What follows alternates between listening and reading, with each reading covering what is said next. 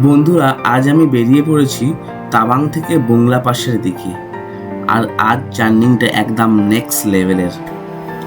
রাস্তায় উঠতে চারিদিকে বড় বড় বড় গাড়ির চাকা স্কিড করছে, এত ঠান্ডা হাত পা জমে যাচ্ছে।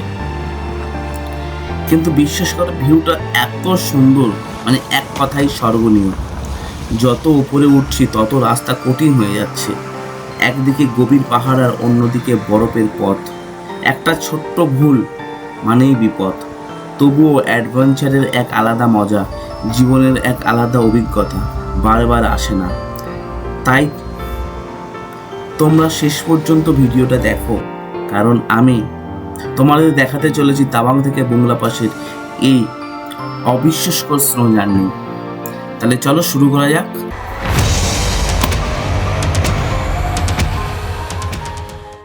Hello everyone, good morning from Tawang. আর একটা অরুণাচল প্রদেশের নতুন এপিসোডে জানাই তোমাদেরকে স্বাগতম, দ্য RS মোটো ব্লগ। তাহলে আজকের আমরা শুরু করতে চলেছি বংলা পাসের এপিসোড। আর আমরা যে হোটেলটাতে আছি সেই হোটেলটার চারিদিকে একবার ভিউটা দেখো। সামনে দেখা যাচ্ছে, দেখেছো, স্টেডিয়াম। ওই দিকটা তাকালে দেখা যাচ্ছে কিন্তু মনেস্ট্রি, একদম দেখো ওই পাশটা মনেস্ট্রি দেখা যাচ্ছে। আর চারিদিকে ওভারঅল একবার ভিউটা শুধু দেখো, শুধু চারিদিকের ভিউটা একবার দেখতে পাচ্ছ, একদম চারিদিকের ভিউটা দেখো। মানে হোটেল থেকে উঠেই না, যখন সকালে আসলাম, এক আলাদা রকমের একটা ভিউ। এখন তো হালকা মেঘলা ভাব এসে গেছে, আলাদা রকমের ভিউ।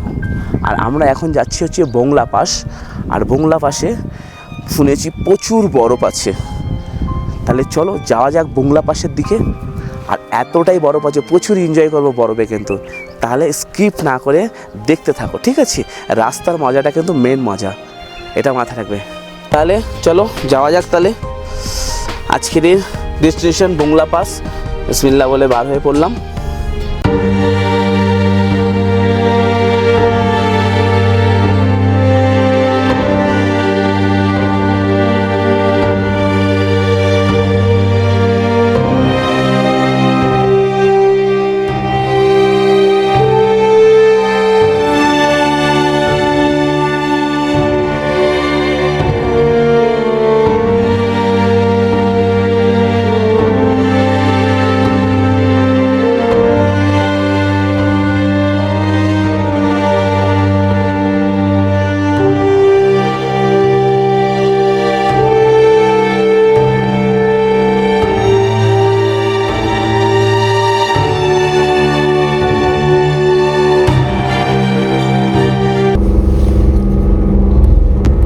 সমস্ত গাড়ির পেছন দিকে ধোঁয়া বেরিয়ে গেছে, আর উপরের সিনটা শুধু একবার দেখো, কি লাগছে। বংলা পাসে যাওয়ার জন্য এখনো 1 কিলোমিটার আসেনি, তাতেই শুধু নাজারাটা একবার দেখে নাও। এখনো 1 কিলোমিটার আমরা আসিনি, কিন্তু দেখতে পাচ্ছ ভাই। চলো ঘুরে তো আসা যাক। জানি না আমরা পৌঁছাতে পারবো কিনা, যেহেতু আমাদের গাড়ি তো আর 4x4 না। অতিরিক্ত যদি বরফ থাকে তাহলে হয়তো যাওয়া সম্ভব হবে না, এটা মনে হয়। তো ইনশাল্লাহ চেষ্টা করব। क्या नजारा है यार, दिल खुश हो गया, चाहे जा सके या ना जा सके। বন্ধুরা দেখছো, ওহ দেখো দেখো দেখো, কি লাগছে না? সত্যি অসাধারণ। সবাই খোঁজে হিমাচল প্রদেশ, আমরা চলেছি অরুণাচল প্রদেশ। অরুণাচল প্রদেশের সৌন্দর্যটা কোনো কম না, কিন্তু হ্যাঁ, এক কাশ্মীরের ধারে কারে পৌঁছে যাওয়ার মতো পরিস্থিতি। দেখো কাশ্মীরে যখন ঢোকা যায় না, ফার্স্ট টাইম কিন্তু এরকম দেখা যায়। ঠিক সেই রকমই একটা সিচুয়েশন, মনের মধ্যে এক ধরনের একটা আবেগ কাজ করছে। কি বলবো ভাই, ওফ, আই লাভ অরুণাচল প্রদেশ। বন্ধুরা আর লেট না করে তাহলে চলে আসো তোমরাও আমাদের সাথে। আমরা যেমন এসেছি তোমরাও আসো, অবশ্যই আসো, অবশ্যই চলে আসো। আজকের এই মৌসুম এতটা সুন্দর, এবং রাস্তা, মানে যে রাস্তা আমরা যাচ্ছি এই মুহূর্তে, খুব সুন্দর রাস্তা। বরফগুলো যেভাবে আমাদের দিকে তাকিয়ে আছে, ঝলঝল করছে একদম, মানে এক আলাদা অনুভূতি। কি বলবো আর, সেই কলকাতা থেকে 1500 কিলোমিটার দূরে গাড়ি নিয়ে ড্রাইভ করে আসা এক আলাদা মানে মনের মধ্যে যে চিন্তা ভাবনাটা ছিল না যাব হ্যাঁ আজকে সেটা সাকসেস করে ফেলেছি। আর এখন যে আমি বুংলাতে যাচ্ছি, বুংলাতে কিন্তু সাধারণত কোনো আমাদের মতো এরকম ছোট গাড়ি যাচ্ছে না। এই মুহূর্তে যা দেখতে পাচ্ছি কোনো ছোট গাড়ি নেই, যা গাড়ি রয়েছে সবগুলো দেখতে পাচ্ছি ফরচুনার, ইনোভা, ক্রিস্টাল, সব এইসব ভালো ভালো গাড়ি আছে সব, ঠিক আছে। তো বলার কথা এটাই যে মনের জোর থেকে কিন্তু মনের জোর নিয়েই কিন্তু যাচ্ছি। রাস্তা এতটাই আঁকামাঁকা, কথা বলতে একটু এদিক ওদিক হচ্ছে, তার কারণ হচ্ছে সামনের দিকেও দেখতে হচ্ছে, প্লাস কথাও বলছি, তো সেই কারণে একটু এদিক ওদিক হয়। তো সেটা তোমরা ম্যানেজ করে নিও বন্ধুরা।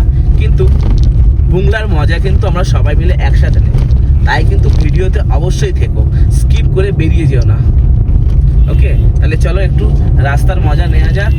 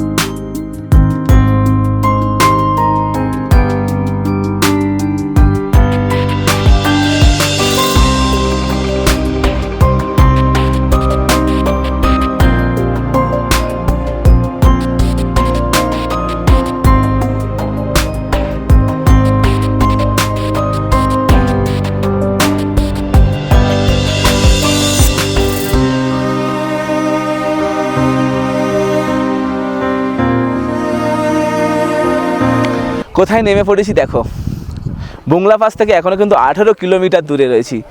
তখনই এই ধরনের নাজারা, বুঝতে পারছো, বরফ না পুরো ফুললি হাট, পুরো ফুল বরফ হাট এখানে।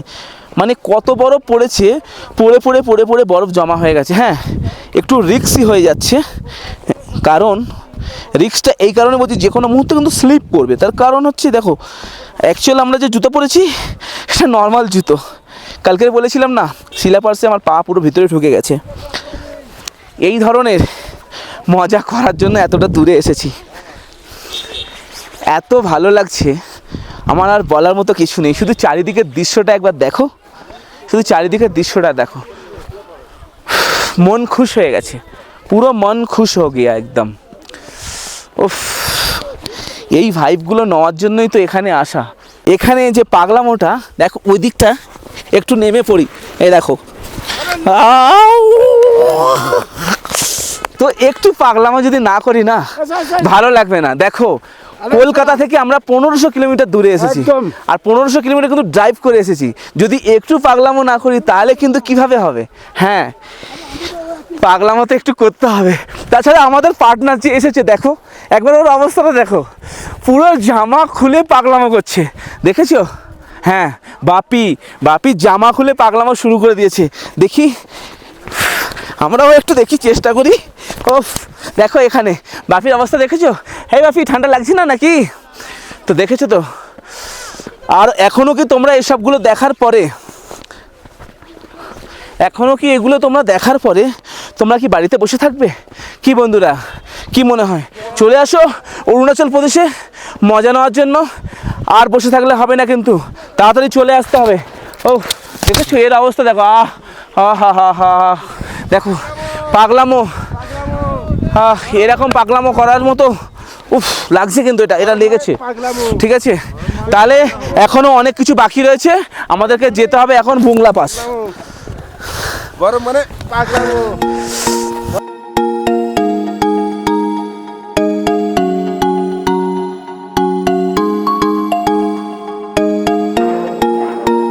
একটু তো পাগলামো আমাদের করতে হবে না, এখানে এত দূরে এসেছি, একটু পাগলামো। ভাই ফলো করে দাও কিন্তু, হ্যাঁ তাড়াতাড়ি ফলো করে দাও, কারণ প্রচুর ভিডিও আসতে চলেছে, কিন্তু অরুণাচল প্রদেশের প্রচুর ভিডিও আসতে চলেছে ফেসবুকেতে, আমার পেজে। তাহলে ফলো করে দাও, আর লেট করো না প্লিজ।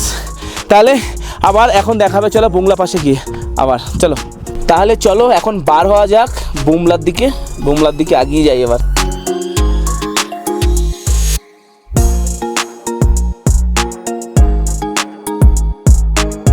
এবার বুমলার দিকে আগানো যাচ্ছে। ভিউটা দেখতে পাচ্ছ, এক অসাধারণ ভিউ। এখান থেকে এখনো 18 কিলোমিটার আমরা যাব, 18 কিলোমিটার। ভিউ দেখে মাথা খারাপ করে দেবে। কিলোমিটারের পর কিলোমিটার পাহাড় শুধু বরফ দিয়ে ঢাকা, কিলোমিটারের পর কিলোমিটার। এক অসাধারণ জার্নি। এইরকম ট্রিপেই তো মজা। হ্যাঁ, এই মজার জন্য কিন্তু এতটা দূরে আসা। সত্যি এত ভালো লাগে, এত ভালো লাগে। এখানের পাহাড়গুলো কিন্তু প্রায় ফ্ল্যাট অবস্থাতেই আছে। উঠছি ওপর দিকে, কিন্তু একটু ফ্ল্যাট অবস্থাতেই আছে। চারিদিকে শুধু আর্মির বেস ক্যাম্প। এখান থেকে আর 18 কিলোমিটার দূরেই কিন্তু চায়না বর্ডার আছে। হ্যাঁ, ঠিক শুনছো, এখান থেকে 18 কিলোমিটার দূরেই চায়নার বর্ডার। একদম যেখানে গিয়ে বুমলা লেক বলছি, এই বুমলা পাস, ঠিক আছে, সেটাই কিন্তু চায়না বর্ডার। যাই হোক, চায়না বর্ডারের কাছে যেতে দেয় তাহলে অবশ্যই সেটা তোমাদেরকে দেখাবো। তাহলে চলো যাওয়া যাক, আর একটু রাস্তার মজা নাও তাহলে।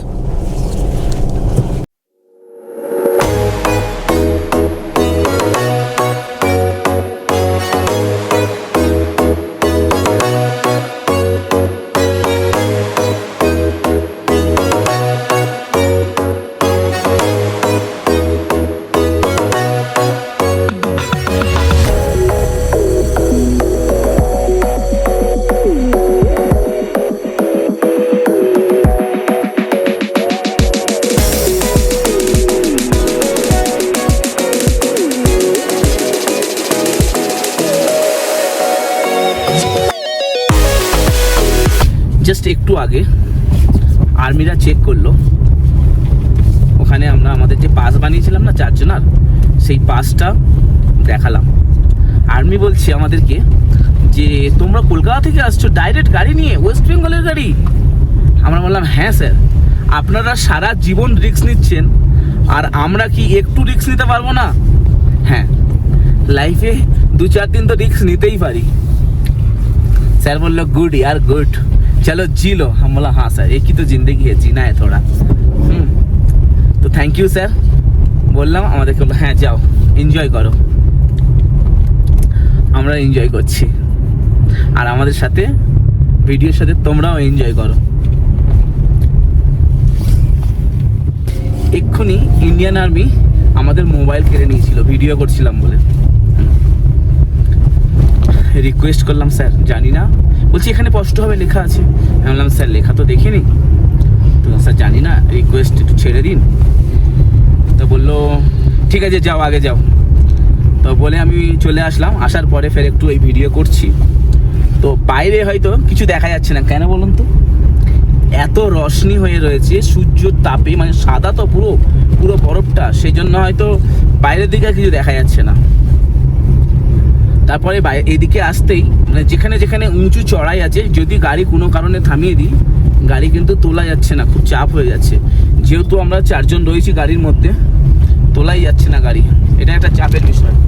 বাকি কোনো সমস্যাই নেই, আপাতত তো কোনো সমস্যা নেই। আর সামনে মাত্র 10 কিলোমিটারই মতো বাকি আছে বুমলা। তার আগে থেকে এখন থেকে চেকিং কিন্তু শুরু হয়ে গেছে, ঠিক আছে? কিন্তু সামনে আবার চেকপোস্ট আসছে, তো আমরা বন্ধ করছি ক্যামেরা। এখানে দেখো আই লাভ ইন্ডিয়ান আর্মি, ঠিক আছে? আর এই যে ক্যাফে আছে, চলো ক্যাফের মধ্যে যাওয়া যাক, আর একটু ক্যাফে থেকে একটুখানি হালকা মতো খাওয়া যাক। চলো এটা করে দেখাই ঢুকতে। আর এপাশের চারদিকে সে ভিউটা দেখো। এখানে অর্ডার করলাম ভেজ মোমো, আর হচ্ছে চায় অর্ডার করেছি। ভেজ মোমো 50 টাকা করে বললো। চলো আসলে তারপর তোমাদেরকে বলছি। মোমো নিয়ে নিয়েছি, কফি খেলাম, আর এই সাথে মোমো, ভেজ মোমো। এখানে চিকেন মোমো কিন্তু পাওয়া যায় না, ভেজ মোমো খেতে হবে।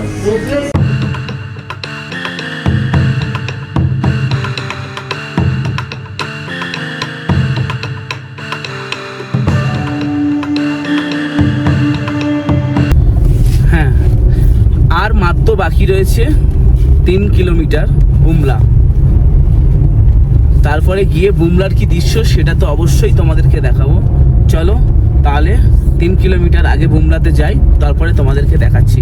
এখন একটু রাস্তার দৃশ্যটা দেখো, কারণ রাস্তা যত দেখবে তত ভালো লাগবে।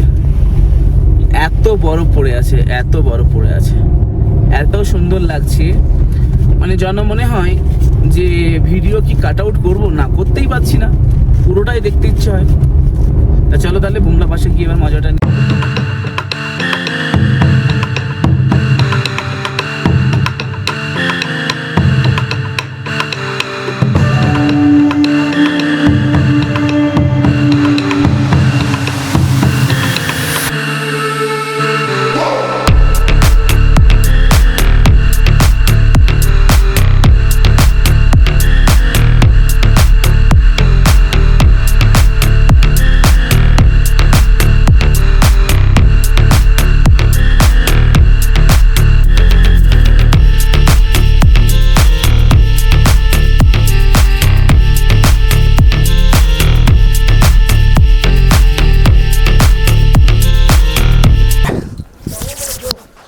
বুমলাতে এসেছি, বুমলাতে মানে আমরা যেখানে যাই সেখানেই কিন্তু স্নোফল স্টার্ট। যেমন কালকে দেখিয়েছিলাম না, শিলাপার্সে গেছি, প্রচণ্ড স্নোফলসের জন্য ক্যামেরা বন্ধ করতে বাধ্য হয়েছিলাম। আজ এসেছি বুমলাতে, হ্যাঁ বুমলাতে, ওখানে দেখো লেখাই আছে আই লাভ বুমলা, 15,200 ফুট ওপরে। সামনে চলছে আমাদের দেশের ইন্ডিয়ান ফ্ল্যাগ, দেখো কত সুন্দরভাবে, তাই না? আর এরকম জায়গা দেখলে তো মন পুরো একদম ঠান্ডা, জায়গাতে মন ঠান্ডা হয়েই যাবে, তাই না? কলকাতা থেকে প্রায় 1500 কিলোমিটার যাত্রার পরে আমাদের যাত্রা কিন্তু সফল হলো। চারিদিকের ভিউটা শুধু নাও একবার, দেখতে পাচ্ছ তো পুরো একদম। ঠিক এর অপোজিট সাইড, ঠিক ওই যে পাহাড়টা দেখা যাচ্ছে, অপোজিট সাইড পাহাড়টা, ওই যে সামনে যে তিব্বত দেখা যাচ্ছে না, তিব্বতের যে পাহাড়, ঠিক ওর পেছনেই কিন্তু চায়না স্টার্ট হয়ে যাচ্ছে। ঠিক এখান থেকে মাত্র 1 কিলোমিটার দূর, ওখানে গেলেই চায়না স্টার্ট। আর ওয়েদার দেখেছো, আসতেই মাত্র কিন্তু ওয়েদার চেঞ্জ, স্নোফল স্টার্ট। হ্যাঁ, তাহলে কথা বলতে কিন্তু খুব কষ্ট হচ্ছে, কারণ এটা খুবই হাই অ্যালটিটিউড। এখানে দেখতে পাচ্ছ কি একটাও কোনো গাছপালা নেই, প্রচণ্ড কষ্ট হচ্ছে। এখানে বেশি ছোটাছুটি করাটা ঠিক হবে না, হাত ঠান্ডাতে পুরো হাল একদম খারাপ। বৃষ্টি শুরু হয়ে গেছে, আর এখানকার বৃষ্টি কিন্তু বৃষ্টি না, স্নোফলস। এই দেখো আমার গায়ে তো স্নোফলস ধরবে না, ঠিক আছে? এই দেখো, দেখেছো? এক এনজয় করতে এসেছি, এনজয় করছি, স্কিপ করে বেরিয়ে গিয়েও না, এনজয়টা একটু দেখো, তোমরাও আমাদের সাথে একটু এনজয় করো। আর এই ধরনের ব্লগ আমার চ্যানেলে কিন্তু আসবে, আরও আসবে। পুরো অল ইন্ডিয়া ট্রিপ করতে চলেছি আমি, তাহলে জুড়ে থাকো। আর যদি তুমি চ্যানেলে নতুন হয়ে থাকো বন্ধু, তাহলে একটু সাবস্ক্রাইব করে নাও, আর ভিডিওটা ভালো লাগলে অবশ্যই লাইক করে যাও। আর একটা ভালোবাসা দেওয়ার জন্য একটা খুব সুন্দর কমেন্ট করো, যেটা দেখলে ওই কমেন্টটা যেন দেখে যে মনে হয় হ্যাঁ, যে আমাদের ঘোরাও সার্থক, আর যাদের জন্য ঘোরা সেটাও যেন সার্থক, তাই না?